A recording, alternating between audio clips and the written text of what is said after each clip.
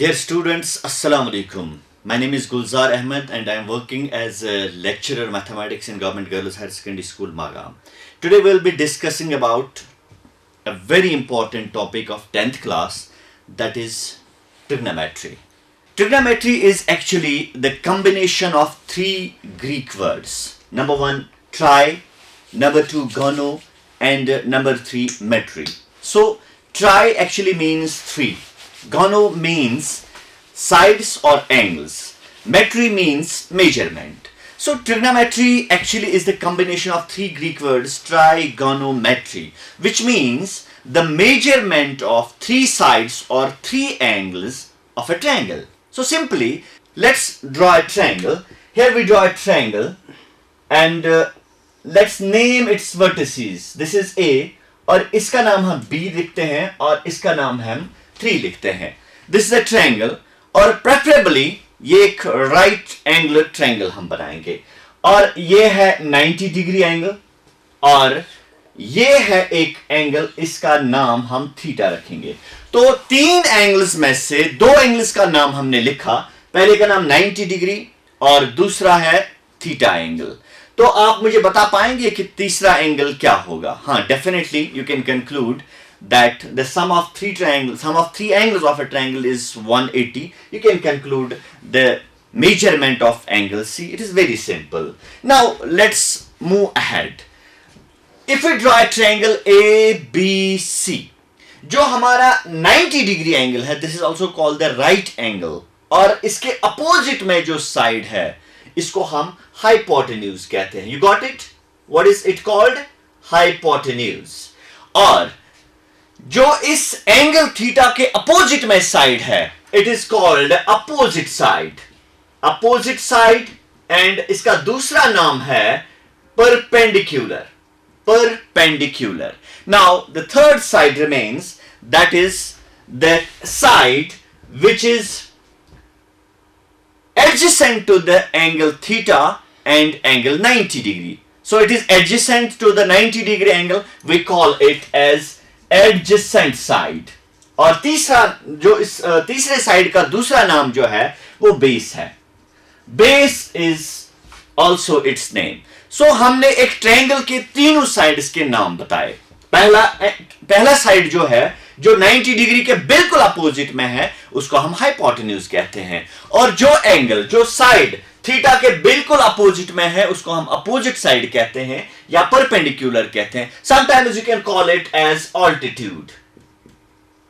So the third side which is adjacent to the 90 degree angle or which is adjacent to the theta angle, इसको हम adjacent side कहते हैं या base कहते हैं. हमारे स्टूडेंट्स या जनरली जब स्टूडेंट पढ़ते हैं इस ट्रिग्नोमेट्री को वो कंफ्यूज होते हैं कि किस साइड को हम नाम हाइपोटेन्यूज देंगे, किस साइड को हम बेस कहेंगे और किस साइड को हम परपेंडिकुलर कहते हैं. मैं एक एग्जांपल समझाता हूं. मैं उल्टा करके लिखूंगा ट्रायंगल. अगर हमारे पास एक ट्रायंगल है, ये है A, ये है B और ये है C.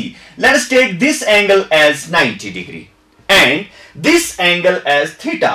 Can you tell me which side is the hypotenuse? Yes, exactly right.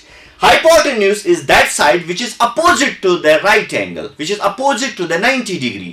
और जो 90 डिग्री के अपोजिट में है, बिल्कुल सीधे में है, उसको हम hypotenuse कहते हैं. So कौन सा साइड यहां पे hypotenuse बनेगा? Exactly, BC is the hypotenuse. और इसको हम H से भी डिनोट करते हैं.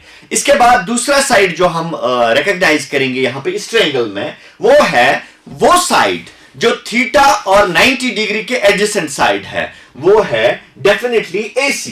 तो AC को हम क्या कहेंगे? बेस कहेंगे, और you can call it as adjacent side. Now the third side remains AB. What do you call it as? Yes, perpendicular. Exactly. Now we move ahead with three names. One is hypotenuse, और दूसरा जो है वो है base, और तीसरा जो है वो परपेंडिकुलर यानी P कहलाता है.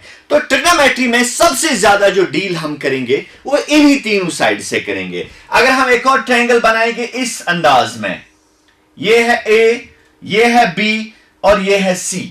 यहां पे मैं 90 डिग्री एंगल बनाता हूं और यहां पे मैं थीटा बनाता हूं.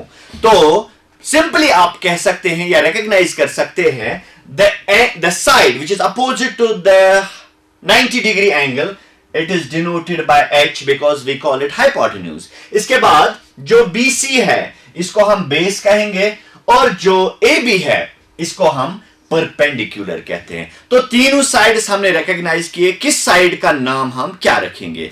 और ये नहीं है कि छोटा साइड हो बड़ा साइड हो उसी के हिसाब से हम उनको नाम देंगे, नहीं, हम साइड्स का नाम देते हैं on the basis of angles. फिर मैं रिपीट करूंगा, जो 90 डिग्री के अपोजिट में है उसको हाइपोटेन्यूज कहते हैं, जो थीटा के अपोजिट में है उसको परपेंडिकुलर कहते हैं, और जो थर्ड साइड रह जाता है उसको हम बेस कहते हैं।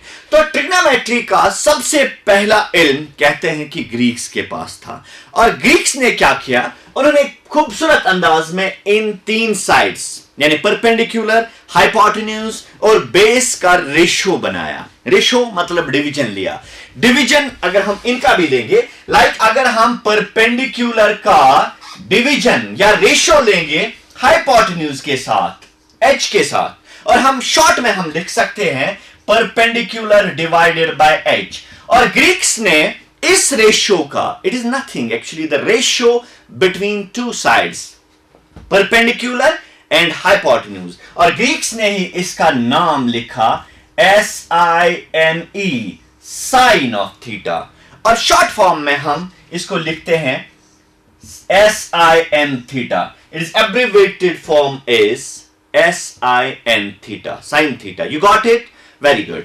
Now, let's move ahead with another ratio. The ratio between base and hypotenuse, यानी B divided by H. इसका भी ग्रीक्स ने नाम दिया है cosine of theta. Cosine of theta. और इसको एब्रिवेटेड फॉर्म में या शॉर्ट फॉर्म में हम लिखते हैं cos ऑफ थीटा। तो हमने ट्रिग्नोमेट्री के दो रेशोज यहां पे डिस्कस किए। एक रेशो जिसे हम साइन ऑफ थीटा कहते हैं, it is nothing actually the ratio between two sides perpendicular and hypotenuse. The another ratio, second ratio is the ratio between base and hypotenuse. It is called the cosine theta. And short form में हम इसको cos of theta लिखते हैं। और एक और ratio अगर हम लेंगे, third ratio, that is the ratio between perpendicular and base, यानी this perpendicular and this base, and it is known as the tangent of the theta, और you can say tangent theta, और इसको हम short form में लिखते हैं tan of theta.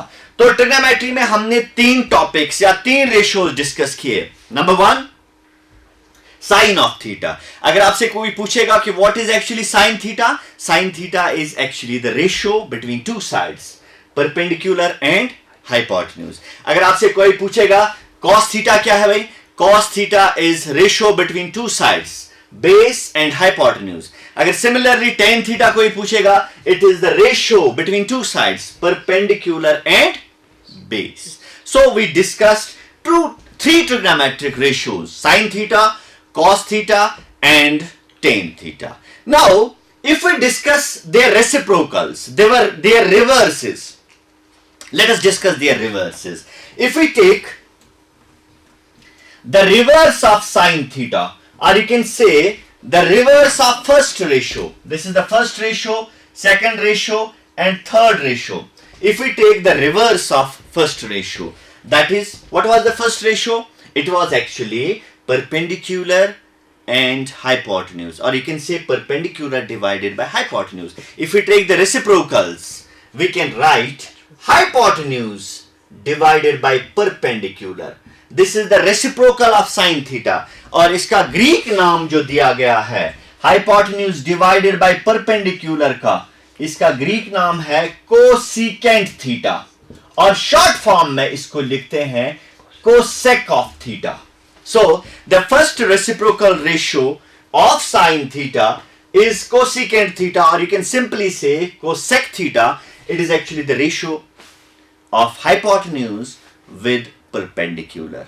Now move ahead with another this ratio, that is, we have discussed cos of theta as base divided by hypotenuse. Let's reverse it. It becomes hypotenuse divided by base.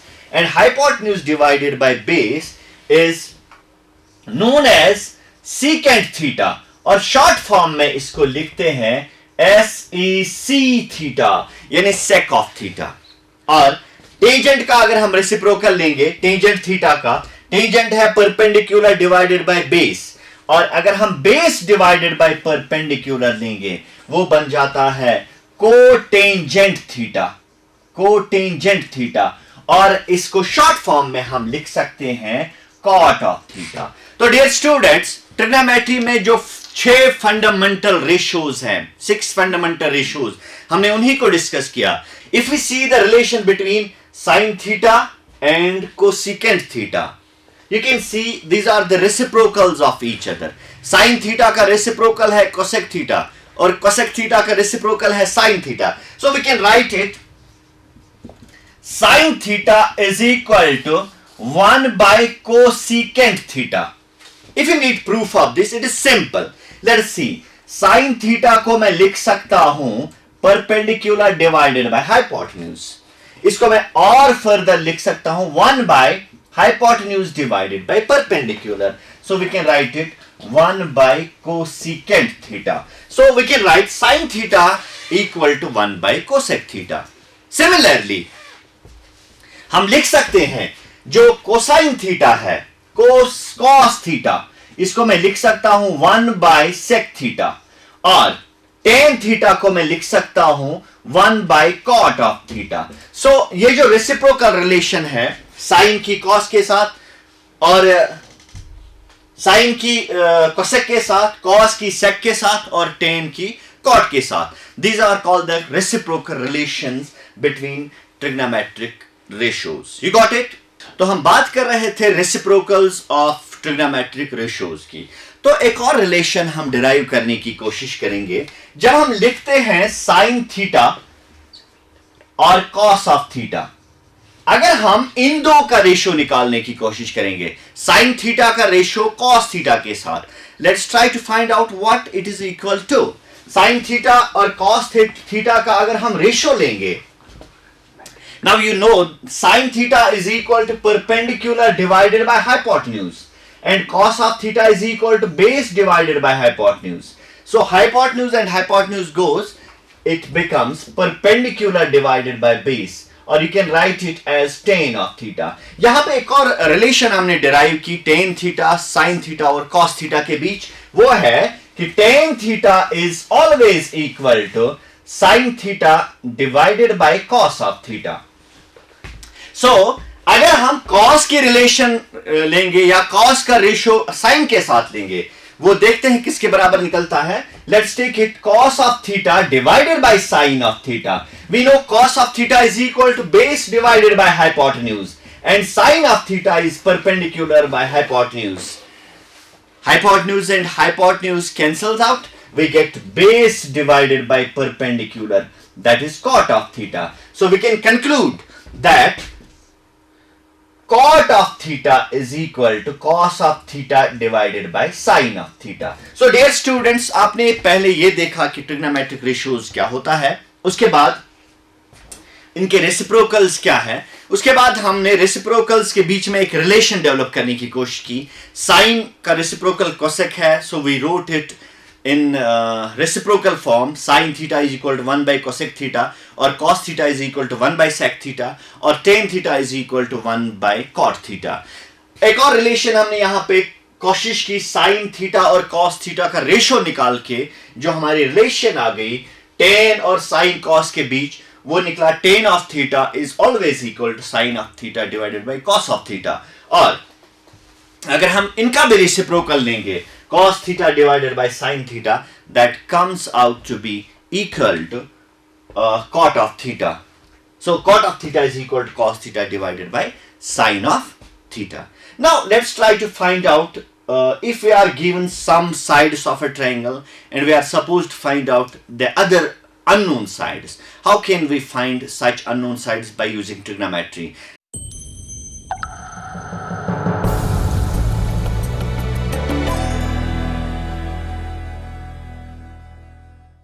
तो हम बात कर रहे थे trigonometric ratios और उनके reciprocals की। तो अब हम कोशिश करेंगे कुछ आइडेंटिटीज प्रूव करने की। और आइडेंटिटीज प्रूव करने के लिए आपने अपनी प्रीवियस क्लासेस में स्टूडेंट्स पाइथागोरस थ्योरम के बारे में पढ़ा होगा, और हम यहाँ पे पाइथागोरस थ्योरम प्रूव नहीं करेंगे, अलबत्ता उसका हम यूज यहाँ पे करेंगे टू प्रूव सम इक्वेशंस और you can say some identities.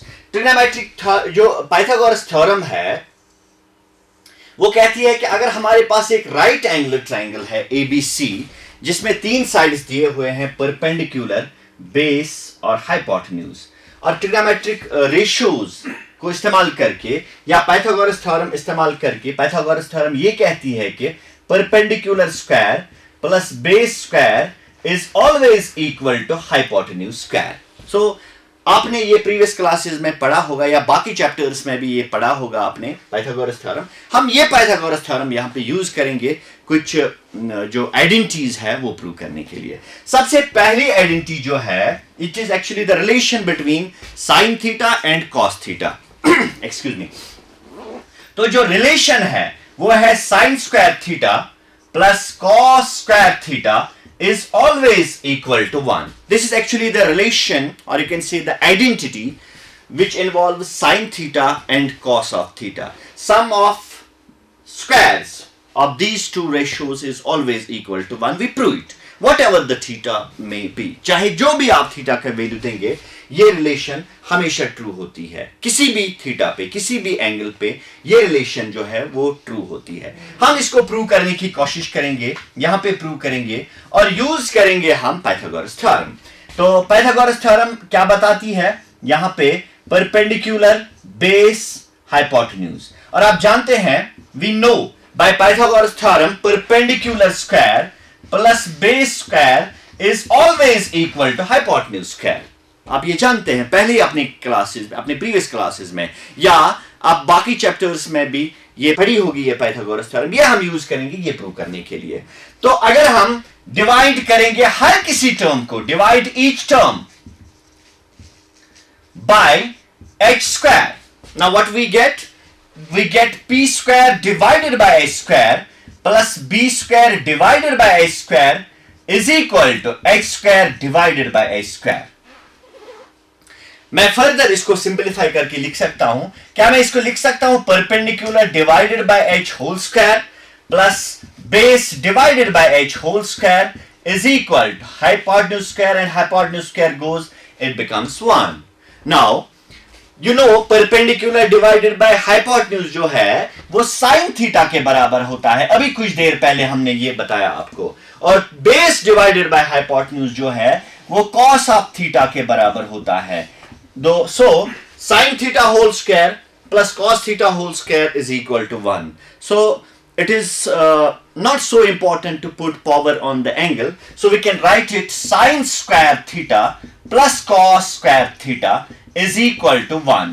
This is first trigonometric identity we can prove with the help of this Pythagoras theorem. तो इससे हम एक और चीज कंक्लूड कर सकते हैं। यहां पे जो sin square theta plus cos square theta is equal to 1, you can move cos square theta on right and we can get 1 minus cos square theta is equal to sin square theta, or 1 minus sin square theta is equal to cos square theta. Dear students, इस lecture में हमने देखा कि trigonometry क्या है और trigonometric ratios क्या है, वो रेसिप्रोकल क्या है और इनके बीच क्या रिलेशन है या कौन सी आइडेंटिटीज है। इसके अलावा भी 2 और आइडेंटिटीज है, वो हम आगे आने वाले लेक्चर्स में आपके साथ डिस्कस करेंगे। Till then, good bye.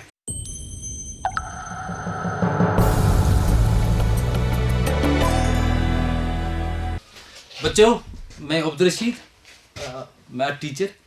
तो आपको ले चलते हैं आज पॉलिनोमियल्स।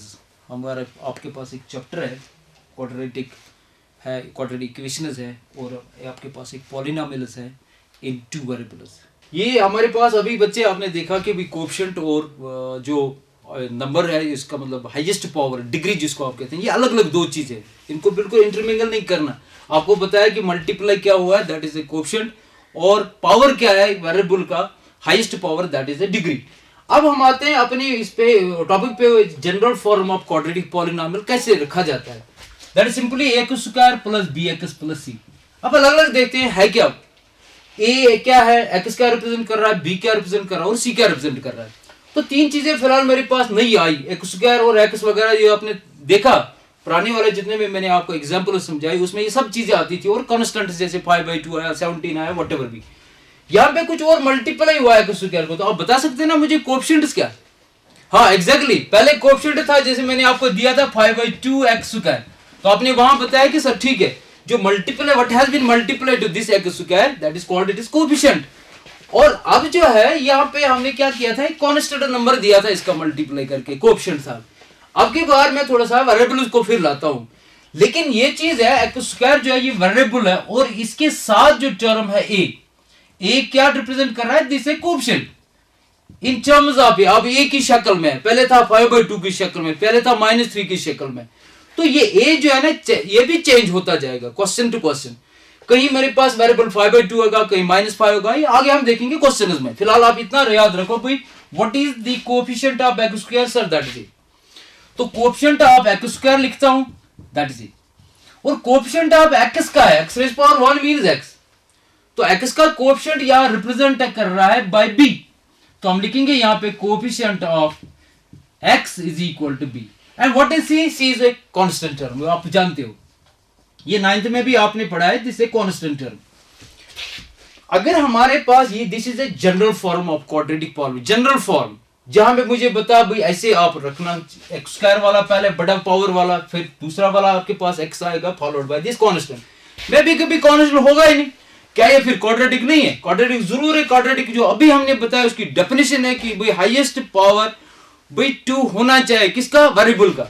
अगर आपके पास है 2x², तो पावर यहां पे 2 है ना, अगर हम इक्वेशन की बात करेंगे हम जैसे लिखेंगे इज इक्वल टू 0, तब भी हम कह सकते हैं this is a quadratic equation because this variable has a power 2, और 2 सेटिस्फाई करता है हमारे उस डेफिनेशन में कि जब क्वाड्रेटिक पॉलिनोमियल आपको बताई, लीनियर बताई, अलग अलग बताई, linear means 1 highest power, quadratic का बताया 2, और यहां में मुझे लग रहा है 2 है तो इसलिए इसने कौन सा गुना किया, ये तो क्वाड्रेटिक पॉलिनोमियल में ही पड़ेगा, या क्वाड्रेटिक इक्वेशन भी आप आगे जो हम करेंगे डिस्कस। इक्वेशन और पॉलिनोमियल में पहले भी अभी जस्ट आपको समझाया भाई, एक ही चीज की फर्क होती है कि it has a sign of equality between two parts. This is left hand part, yeah, you can say left hand side, and this is right hand side, connected by this two line segments, और इसको क्या कहते हैं mathematics में, sign of equality. इसलिए equation बनती है। अगर इक्वेशन ये हटाऊं तो ये भी पॉलिनोमियल बन गई, कोई ज्यादा फर्क नहीं, इक्वलिटी साइन है कि आपको फिर बैलेंस करना पड़ता है लेफ्ट हैंड राइट साइड। बहरहाल हम फिर आते हैं, कभी कोएफिशिएंट आपको इसमें मिला, आपके पास वेरिएबल था, और ये वेरिएबल आपके पास कांस्टेंट्स थे, हमें उससे कोई मतलब नहीं है, हमें मतलब है कि एक्स स्क्वायर के साथ क्या हो, what has been multiplied to this x square, whether it may be a, it may be 5, it may be minus, it may be rational number, irrational number, whatever भी। मेरे पास ऐसा भी क्वेश्चन होगा 3 square root of 3x square, तो यहां पर भी जो कोएफिशिएंट की मैं बात करूंगा एक्स स्क्वायर के साथ भाई मल्टीप्लाई किया गया है स्क्वायर रूट ऑफ 3, तो यहां पे स्क्वायर रूट ऑफ 3 में अलग अलग फॉर्म्स में आते हैं, तो इसलिए यहां पर a has been represented as a coefficient of this x square, और x का कोएफिशिएंट आपने बताया सर b है, और c is a constant term। इनके साथ काम करते हैं, अभी थोड़ा और देखते हैं हम क्या करें, इनको थोड़ा चेंज कर सकते हैं। चेंज मीन्स आपके पास यहाँ पे x स्क्वायर जनरल फॉर्म, मेरे पास जब भी मैं आपको कहूं बेटा कोएफिशिएंट ऑफ x स्क्वायर क्या है, तो आप कहेंगे sir a, coefficient of x क्या है, that is b।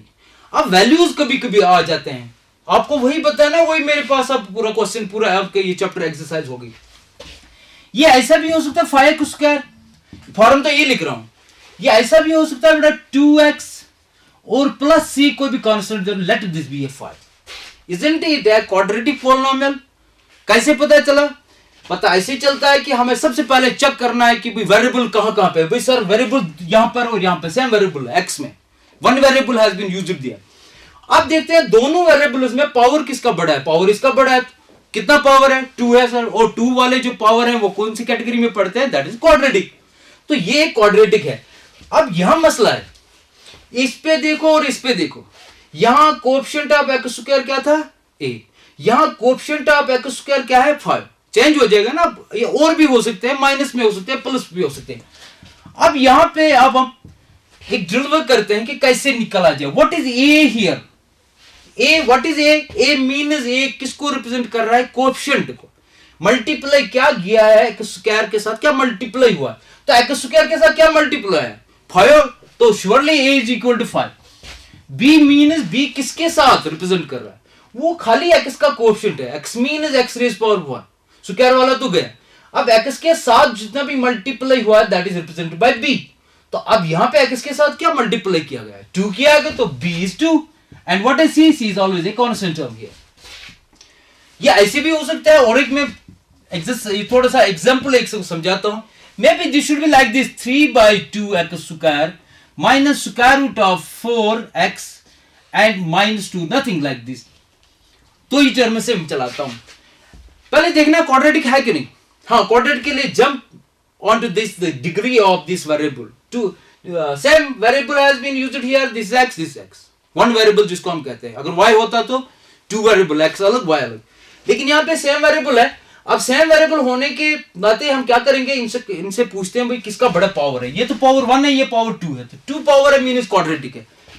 General form मैंने बताया 3 टर्म्स है, 2 से भी हमारा काम चल जाता है, कभी 1 से भी काम चल जाता है, लेकिन बात यह है कि हमें सबसे ज्यादा फोकस करना है कि ये क्वाड्रेटिक है कि नहीं। तो 2 डिग्री से हमें पता चला भाई क्वाड्रेटिक है। अब हम करते हैं भाई कोएफिशिएंट क्या है, कोएफिशिएंट ऑफ एक्स स्क्वायर क्या है, वो है -3 डिवाइडेड बाई 2, क्योंकि यहां ये -3 डिवाइडेड बाई 2 मल्टीप्लाई हुआ, और b है मीनस b आपके पास minus coefficient of x, that is simply कितना है आपके पास। हाँ, यहां पे आप गलत कर रहे हैं बच्चे, यहां आप 4 को देखते हैं, स्क्वायर रूट ऑफ 4 को, आप इसके साइन को पहले देखो, अगर ये प्लस है तो प्लस कर दो। बहुत सारे हम जब देखते हैं ना इवैल्यूएशन पेपर पे करते हैं तो आपका ये नहीं मिल रहा है, इसलिए यहीं से गलत हो रहा है। हमेशा नेगेटिव साइन है पॉजिटिव साइन है उसको लिखो पहले, वो माने रखता है भाई। -50 और +50 में फर्क है ना, -100 +100 में तो फर्क है, माइनस अलग चीज है और प्लस अलग चीज है।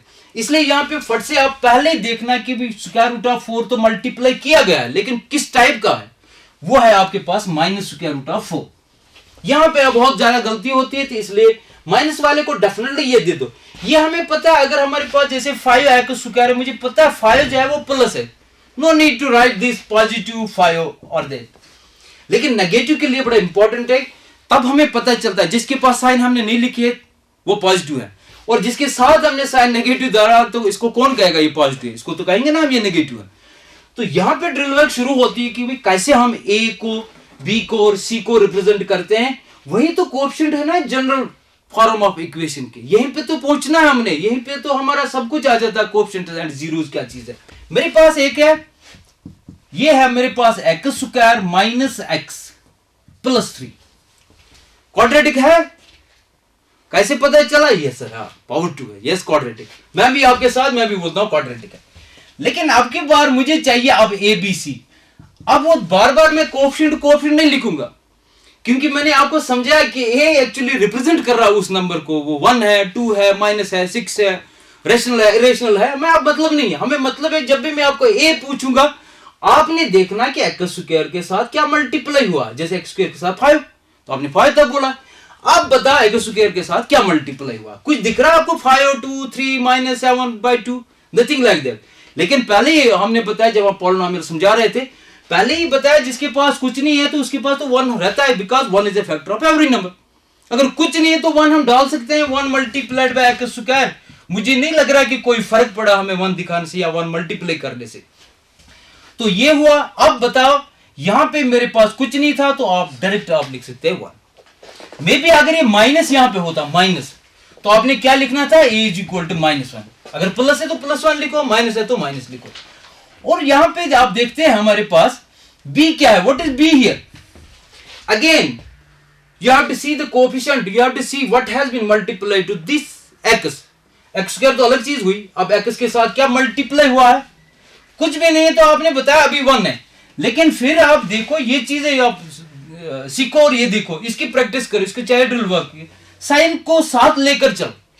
यहां कुछ नहीं तो 1 आपने कहा, लेकिन वो 1 कैसा है, वो है -1, इसलिए b आपके पास कितना आया -1, और c आपके पास है 3।